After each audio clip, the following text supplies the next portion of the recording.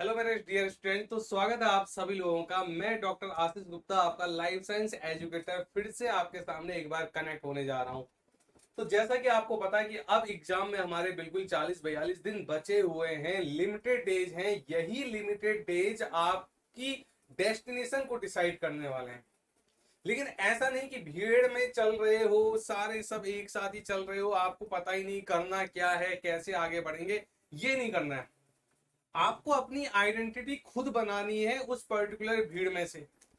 भाई, आप अपनी आइडेंटिटी कैसे बना पाओगे? आप तभी बना पाओगे जब आप लोगों से हटके कुछ करोगे, कुछ एक्स्ट्रा करोगे, कुछ अपने आप को एनालाइज करोगे, अपनी स्ट्रेटजी को चेक करोगे। तभी आप उतनी सारी भीड़ में से अपने आप को अलग कर पाओगे और आपका एग्जाम क्रैक हो पाएगा।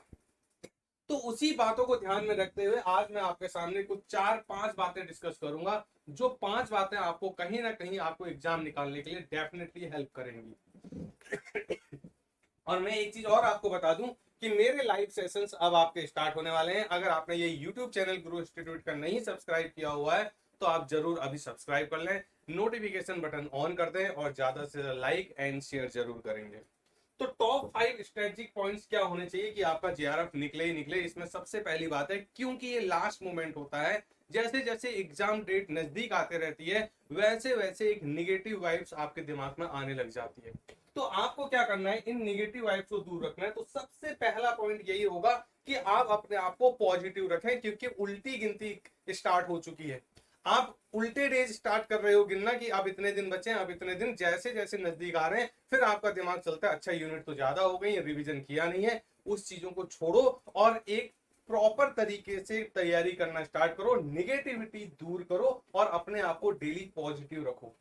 पॉजिटिव इन्वायरमेंट के साथ आगे बढ़ोगे तो डेफिनेटली कोई दिक्कत नहीं आएगी। तो सबसे पहले अपने आप को सेल्फ मोटिवेटेड पॉजिटिव रखोगे, तभी तो आगे कुछ प्लान कर पाओगे ना, तभी तो एक राइट डायरेक्शन में आगे जा पाओगे। तो सबसे पहला पॉइंट है कि लास्ट मोमेंट पर आपको निगेटिविटी दूर करके पॉजिटिव वे में आगे बढ़ना है।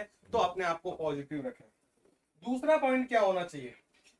दूसरा पॉइंट ये होना चाहिए कि आप एक क्वालिटी स्टडी करो। भाई, मैक्सिमम लोग कर क्या रहे हैं, एक सिंपल से टॉपिक के लिए 10 जगहों के कंटेंट के पीछे पड़े हुए हैं।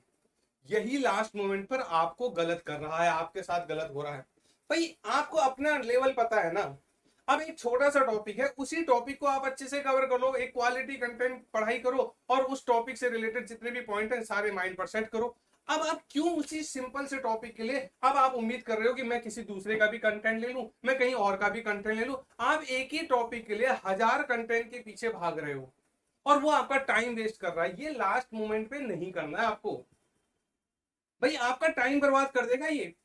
इसलिए कंटेंट के पीछे, क्वांटिटी के पीछे मत भागो, क्वालिटी के पीछे भागो। समझ में आ रही बात? आपको क्वालिटी पकड़नी है, ना कि इस समय क्वांटिटी। तो अच्छा पढ़ो, स्ट्रॉन्ग पढ़ो और उसको माइंड पर सेट करो। तो ये आपका अगला स्ट्रेटजी होनी चाहिए। दूसरी स्ट्रेटजी क्या है? आपको रिवीजन विद रिसेंट पीवाईक्यूज। अब आप देखो क्या करना है आपको। आपको जो पीवाईक्यूज देखने हैं वो रिसेंट ईयर के पहले देखने हैं। क्योंकि अगर आप 2024, 23, 22 के पेपर के क्वेश्चन देखोगे तो उनका स्टैंडर्ड अपने आप में अच्छा है। और अगर आप वही टॉपिक के क्वेश्चन 2010, 11, 12, 13 देखोगे तो उसका स्टैंडर्ड थोड़ा लो है।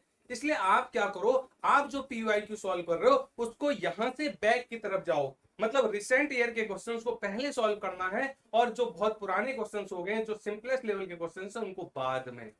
तो 23, 24, 22 इनको आपको पहले टारगेट करना है। आप क्वेश्चन देखो, एक क्वेश्चन पर स्टेटमेंट आ रहे हैं बहुत सारे। आप उनको देखो कि आप उस रिलेटेड स्टेटमेंट से कितना इंफॉर्मेशन गैदर कर सकते हो। तो आप पहले क्वेश्चन देखो, उससे रिलेटेड आपके पास कितनी इंफॉर्मेशन है और आप कितनी इंफॉर्मेशन को उस राइट टाइम पर ग्रैब कर पा रहे हो। तो इस तरह से आप क्या करो, अपनी पढ़ाई को रिसेंट क्वेश्चंस के साथ क्या करो, आप कंबाइन करो। ये होना चाहिए। क्योंकि केवल अगर आप पढ़ते चले जाओगे, पढ़ते चले जाओगे, पढ़ते चले जाओगे तो उससे आपको अपनी स्टडी का पता ही नहीं चलेगा। तो आपको कहीं ना कहीं क्वेश्चंस के साथ अपनी रिवीजन करना होगा। तो वो आपको एक क्या देगा, बूस्ट देगा। स्टडी विद ये हो गया आपका। अगला पॉइंट क्या होना चाहिए, ग्रुप डिस्कशन। भाई, अब हो सकता है कि आप ऑनलाइन वाले हो तो पता चला आपका कोई अच्छा ग्रुप ना हो। लेकिन अगर जिन लोगों के पास एक अच्छा फ्रेंड सर्कल है, अच्छा ग्रुप है, स्टडी ग्रुप, तो आप उस ग्रुप में फालतू की बातें ना करते हुए उसमें एक आपका पॉजिटिव इन्वायरमेंट रखते हुए आप स्टडी से रिलेटेड डिस्कशन करें।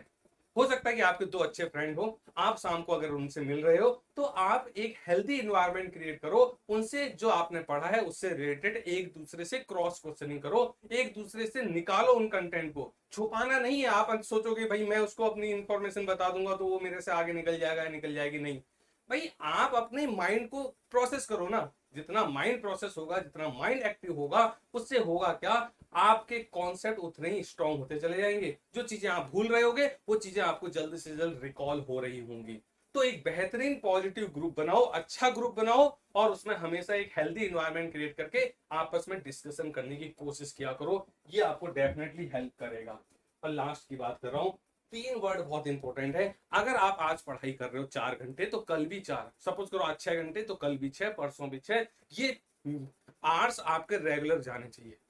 कंसिस्टेंसी होनी चाहिए, रेगुलरिटी भी होनी चाहिए। अगर आप 6 घंटे आज पढ़ो तो कल भी 6, परसों भी 6।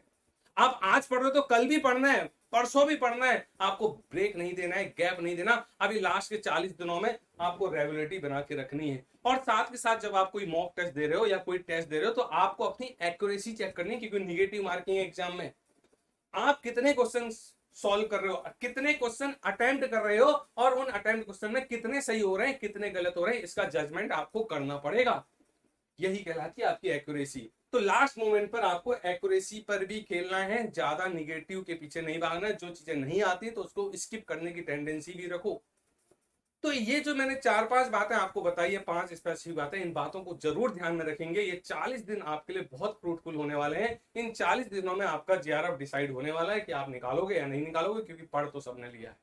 तो इस तरह से आप जरूर ध्यान में रखें और मेरे साथ आप जरूर कनेक्टेड रहें। मेरे कल यहाँ पर इसी चैनल पर, यूट्यूब चैनल पर लाइव सेशन स्टार्ट हो रहे हैं, तो आप मेरे साथ कनेक्टेड रहें। आप इस टेलीग्राम ग्रुप को जरूर ज्वाइन करें। क्लास की टाइमिंग, क्लास से रिलेटेड जो भी अपडेट होगा वो सारा आपको इस टेलीग्राम ग्रुप पर मिलेगा। साथ के साथ जो मैं आपको पढ़ा रहा हूँ, जो भी चीजें चल रही होंगी, उसका कंटेंट, उसका पीडीएफ आपको साथ के साथ साइमल्टेनियसली शेयर किया जाएगा। अगर आपने YouTube चैनल को नहीं सब्सक्राइब किया है तो YouTube चैनल जरूर सब्सक्राइब कर लें और ज्यादा से ज्यादा लाइक एंड शेयर जरूर करेंगे। तो मिलते हैं कल से लाइव क्लास में, आप मेरे साथ कनेक्टेड रहें। तब तक ले बाय बाय, टेक केयर।